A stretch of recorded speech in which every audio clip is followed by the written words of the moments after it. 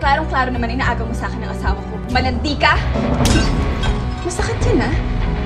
Mukhang nagasgas yata ang mukha ko dahil sa kapal ng kalistis ng palad ng ahas.